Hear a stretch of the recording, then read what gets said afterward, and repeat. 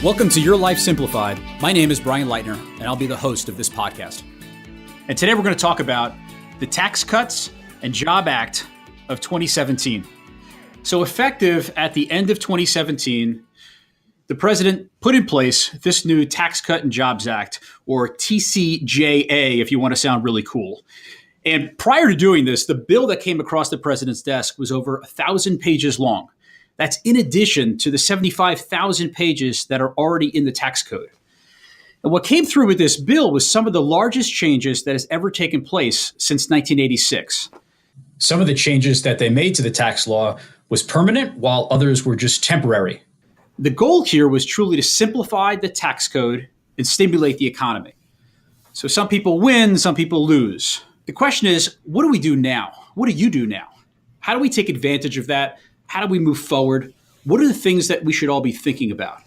So to help us sort all this out, we have Rob Krigler from Mariner Wealth Advisors joining us here today. Good morning, Rob. Good morning, Brian. Rob, thanks for joining us. There's obviously a lot to get through. Before we talk about taxes and all that fun stuff, perhaps you can spend just maybe 60 seconds on your background. Well, Brian, you give me a lot of credit. I'd love to spend 60 seconds, but my life has been pretty conservative. As a CPA, I like to read those 1,000-page tax laws and probably fall asleep halfway through, or not even halfway through. Kidding aside, 30 plus years in the tax world. I am a CPA licensed in New Jersey. I've been with Mariner now almost 4 years. And before that time, I worked with a super regional firm in the New Jersey, New York, and metro area here. We had over 100 partners, and my focus was primarily tax. I kind of cut my teeth doing tax returns by hand, believe it or not.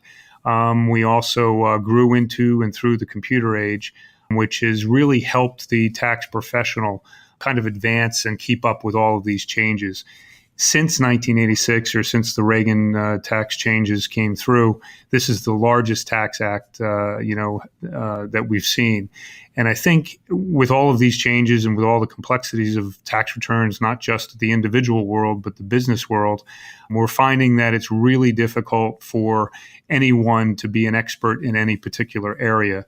So with my team here at Mariner, we have a group of individuals that cover anything from trust, estate, gift, business returns, foundation returns, individuals, multi-state, a whole host of complex issues. So with the tax software, we're able to really get a handle on all of these changes and keep up with them. Otherwise, it would be almost impossible.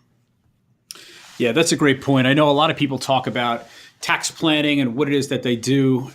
Generally, it's sort of an event. I think that's how people think about it, maybe whether that's in April or the end of the year.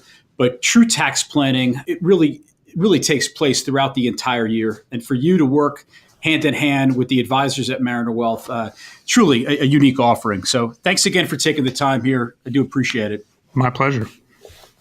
Let's get down to it. Let's talk about the Tax Cuts and Jobs Act. And I know we could spend hours talking about what this looks like, but rather than bore the majority of our listeners and so forth, let's give them real actionable ideas. But first, before we get into it, I mentioned it just a minute ago, the government was truly trying to stimulate the economy, simplify the tax code. Did that happen? Did they accomplish that?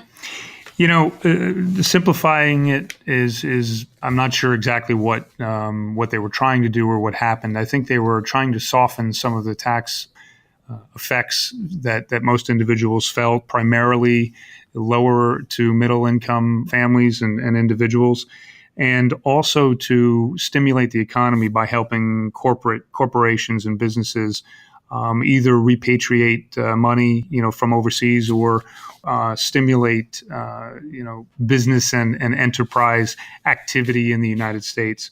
So I don't know if there's ever any way to simplify it. As a CPA, I truly would love to see a postcard filing. It doesn't take anything away from what we do, because we do tax planning for individuals. We, help them with their businesses, whether it's succession planning and transitions or other things they have to consider. But I don't know if there's any way really to simplify it. I think what they've really done is tried to make it softer on most individuals in the United States. Yeah, and we'll find out whether it's truly going to stimulate the economy. Obviously, at the time of this taping, and when the law went into account, there was certainly a bump in the stock market. The economy is doing well, but time will tell. If we look at the tax bill itself and some of the changes, we'll really start with the federal tax rate system. I know ultimately they wanted to go from 7 to 3, and that didn't necessarily happen. But maybe talk to our listeners about what the implications of the tax changes that were made from a federal tax perspective are. Well, I think, as you said, they tried to reduce it to, 3 different tax rates, which they didn't accomplish. But what they did accomplish was changing the lower end tax rates for individuals, primarily, which affected all the withholding tables. And most people are expected to see something, starting in the February, March timeframe. In other words, more net income, more disposable income for the individuals. But it didn't really do the job, I think, that was intended. And I think what that means is I don't think that they really reduced any of the higher rates enough that it's going to make an impact on the higher earners. I think there will be reduction in tax rates, but it's not going to be significant enough to make a difference. I don't know if that answers your question, but I think, the attempt was to reduce the number of actual tax rates, and that did not happen. Yeah, that didn't happen. I think from what I've seen, generally speaking, folks can expect to pay, anywhere between 1% to 2% less from a federal tax perspective with the changes to those brackets. Yeah, I would agree. The top rate was at 39.6%. It's now down to 37%. But it's the most of the brackets in the middle of the range is where the change was really made. And then, so moving from the federal tax perspective, or at least from an income perspective, talk to us a little about capital gains and qualified dividends. Any changes there? There weren't, and we were a little surprised to see that. In fact, the rates stayed the same, 15 and 20%. And in fact, there's still the additional tax, the 3.8 plus the 0.9%, which could bring that top corporate rate up to 24+%. And that effect isn't going to help stimulate much of the economy, which is really where I think there would have been some benefit if that had happened. And those extra taxes are the net investment income tax, as well as the additional SURF tax Correct. on Medicare, which President Obama put in place a few years back. That's correct. Okay.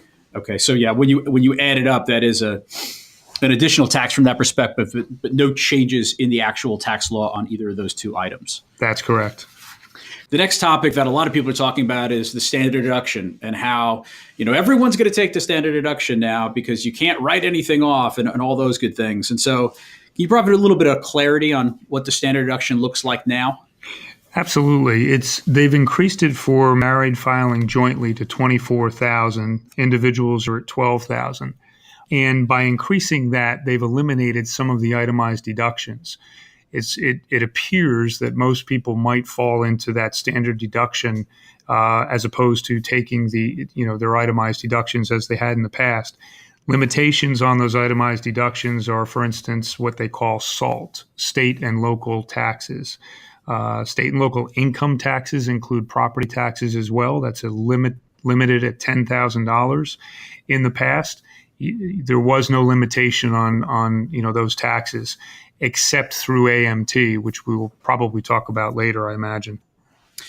And Rob, so I understand personal exemptions have been eliminated. What are the challenges now, or what can we work through here? That could end up hurting any filers with dependents. But what they've done is doubled the child tax credit from $1,000 to $2,000. And in doing so, actually, it's for children under the age of 17. You just have to report Social Security numbers, and you'll get that child tax credit. They've also, I believe, increased it to $1,400 of refundable credit, which is different than before. But by eliminating that personal exemption, that is going to hurt any filers with dependents. So they've increased the standard deduction to make up for some of that. So folks that are taking that deduction with children, they'll lose that, but they will gain the increase in the child care tax credit, if I heard you correctly. That's correct. So one of the other things they've changed here is the standard deduction, as well as changes in itemized deductions. Can you talk a little bit about those changes? Absolutely. The the standard deduction is now at 24,000 for joint filers, 12,000 for individual filers. And what they've done is really made some changes, significant changes in the itemized deductions. One in particular is with the state and local income tax and property tax deduction. They've limited that to $10,000. That's affectionately referred to as SALT, state and local tax deduction. By doing that, really, there's I'll tell you the top 10 states. New York, New Jersey, Connecticut are the top three. California, Maryland, Oregon, believe it or not, D.C., Massachusetts are all up there. And 6 out of the top 10 are in the Northeast. But that limitation, that $10,000 limitation, will affect filers in all of those states because it's both income tax and property tax. So, Rob, obviously we have clients across the country, and to your point, whether it's in the Northeast or the opposite side of the coast and some places in between, property taxes, state and local taxes, I mean, these are well in excess of $10,000 for a lot of the folks that we speak with. So this is going to, from a tax perspective, this is going to hurt them in a major way. Is there anything that can be done in this sense? Is there any planning around this? It's interesting that to consider really talking to your investment advisor about making possible investments in tax-free, state tax-free investments to eliminate or reduce any state tax, income tax. Property taxes, there's always the opportunity for appeal, but that's not always easy to accomplish. We're finding that a lot of people, particularly in New Jersey, are going to relocate. They've been talking about that. Some close to retirement. This may force them to make a decision well in advance of retirement. But it's a conversation that we're having with all of our clients. We're inviting them in to sit down, typically right after their 2017 tax returns are prepared and filed. We've made appointments already to sit with the clients to review where they are, what the state income tax implications are, what the limitations are for them. Yeah, that's no doubt important. From a mortgage perspective or mortgage interest deduction, people joke all the time, I have to buy a place so I have something to write off because I want to be able to write off my mortgage. Or I have a loan that I want to take as a deduction, so I'm going to have a line of credit. Talk to us a little bit about the changes that have been made on that side. Yeah, that's an interesting question. It's a little confusing for some. What's happened is they've grandfathered existing loans in, and home acquisition or debt incurred after December 15th of 2017, so actually last year. Anything purchased after or incurred after that date is limited to $750,000 of principal balance. So what does that mean? It means that if your mortgage is $1 million and you pay the interest that you pay in, only to 3/4 of that interest is deductible. So, Rob, if I heard you correctly, in terms of taking the deduction on mortgages going forward, you're limited to the mortgage value being worth $750,000. So you can still deduct up to that. And that's for new loans as opposed to existing. So folks that have had their mortgage for years, they're grandfathered if they've had these in the past. Is that accurate? That's correct. Okay. And then as it relates to lines of credit, sometimes they're referred to as HELOCs or depending upon your lending institution, what changes have been made there? Well, they're focused more on what is the money used for. So home equity interest is only deductible if the home equity loan was used for improvements on the house or original acquisition debt. So they're really focused now on where is that money being spent.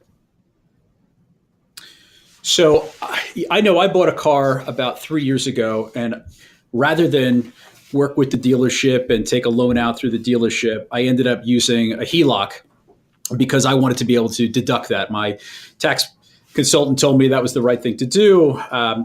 You get additional benefits of doing that. But today, that loan would not be deductible. Is that right?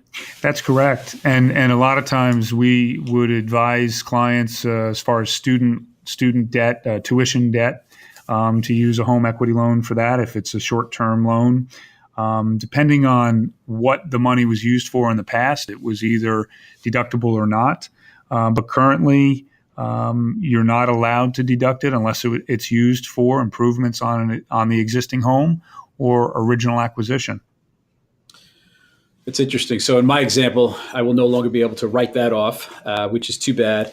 And going forward, I mean, now it's almost an easier conversation to have because it's an apples to apples comparison. If you are purchasing something like a car, now it's where am I going to get the best rate as opposed to how do I take in the tax deductions and take that into account?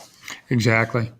There's a few other itemized deductions that have been adjusted or changed we should probably address as well.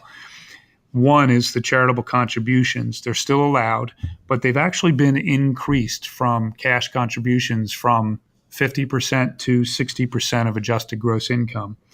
And it is a temporary change. It phases out after 2025, but it's something to consider, and it's also something to plan for. There are donor advised fund considerations you can make, and we'll get into some tax planning tips at the end, I imagine. But wanted to talk about that charitable contribution change. What other itemized deductions should we be addressing on this? Another one that a lot of individuals use is miscellaneous itemized deductions, and that includes investment management and consulting fees, tax preparation fees, any unreimbursed employee expenses, and certain hobby expenses. And it is a temporary change. It starts in 2018 and goes until 2025, but they have been eliminated. It used to be that you could deduct anything over 2% of your adjusted gross income, and that's no longer allowed. Something to consider regarding the charitable contribution change is bunching charitable contributions. Some people will be making multiple contributions or larger contributions to the same charities in 1 year and not as much in the second or third year. Something else to consider is making an upfront contribution to a donor advised fund.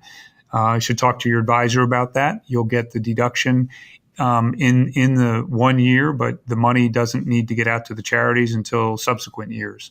But you get that upfront deduction. Yeah, I know there's a lot of talk about the fact that charities are going to suffer now because of the limitation. So there is a limitation that's in place, but there are strategies to work around that from a tax perspective. I also truly believe that people give because they want to support a cause, not just simply to receive a tax break. That's correct.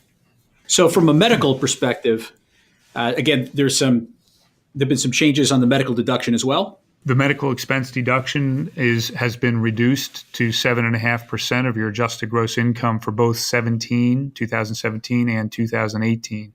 But starting in 2019, it reverts back to 10% of your adjusted gross income, and that's temporary until 2025. So to be clear, for 17 and 18, when we say we've reduced that, we've reduced the floor, meaning it increases your ability, it increases the amount of deduction that you may be able to take. So it's a positive. Absolutely. That's correct. Okay. And alimony at this point? Alimony is a funny one. Alimony, they've eliminated the payer making that alimony payment used to take an above the line deduction for that, and the person receiving the alimony would have to pay tax on that. They've eliminated that entirely. So the new rules for the treatment of alimony are effective starting December 31, 2018, which is interesting because it's only after 2018 that this rule comes into play. And the deduction is eliminated entirely. So divorce just became even more painful. That's correct. Before we move into estate taxes, just maybe another comment on 529 plans. They've made those a little bit more flexible today. So 529 is really, those savings plans are named after a section of the tax code. Do you want to comment on any of the changes made there? Yeah, there's a really interesting one. The 529 account holders now can use up to $10,000 per year for tuition for elementary or secondary public private, or religious schools. It used to be that it was only for higher education, for full-time students, but now it can be used at almost every level of education. So those plans are even more valuable at this point. That's terrific. Absolutely. The cost of school, whether it be private, public, it continues to get more expensive every year, as we all know. So estate taxes are an additional tax that may be levied when passing assets to, whether that be in the form of gift tax or estate tax. And there's an exemption associated with that, and they just increased that. Can you talk a little bit about that? Certainly. The lifetime estate exemption is now doubled. Previously, it was at $5.6 million for individuals. It's now gone to $11.2 million for individuals and $22.4 million for married couples. In addition, the annual gift exclusions increased from $14,000 in 2017 to $15,000 in 2018. And Rob, I know there's confusion around the annual gift exclusion. So just to be clear, that means I can give you $15,000. I can give my parents $15,000. I can effectively give whoever I want with no limit $15,000. And I can double that amount because I'm married and do what they call gift splitting. Is that accurate? That's correct. And in fact, I'd love it if you gave me $15,000, but yeah. If I had it, I would. Give any individual, that's correct. You can give any individual up to $15,000 without filing a gift tax return. It doesn't mean that anything over $15,000 becomes taxable as long as you have a lifetime exemption remaining. Meaning that you haven't used that up through a different planning technique or strategy. Is that accurate? That's correct. So I know sometimes we talk about the estate tax, and there are a lot of folks that are out there that might say, I don't have an estate tax issue. Maybe I wish I had that type of problem.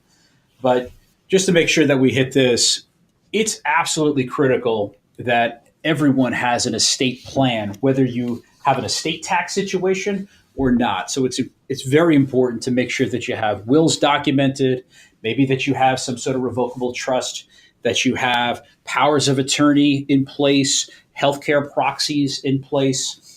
So again, from an estate planning perspective, and the last thing we advise all our clients to have is a HIPAA document.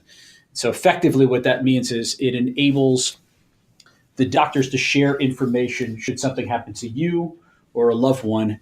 And what's really interesting is, if you have children that are going off to school, have a HIPAA document on them. If something should happen to your child and you go up to the university to go see them and they're in the hospital and you're asking the doctor questions, if they're over legal age in that state, that doctor cannot share that information with you. So it's just another thing to think about as you think about your entire estate planning and financial picture. Rob, there were significant tax cuts for those that own businesses or certain types of businesses. Who benefits from some of these tax cuts at this point?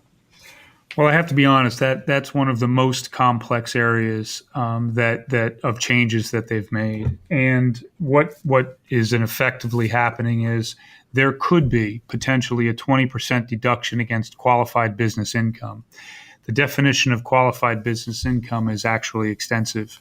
It does eliminate attorneys and accountants, which was surprising to most of us. But there are certain service businesses that are also affected. That's an area that you should talk to your tax advisor about if you have pass-through income. You could be affected. It could be an effective planning tool if you own your own business and are thinking about changes in that structure. So, Rob, the changes that were made from a business owner perspective, whether it relates to C Corps or pass-through entities, what are some of the changes that have just been made?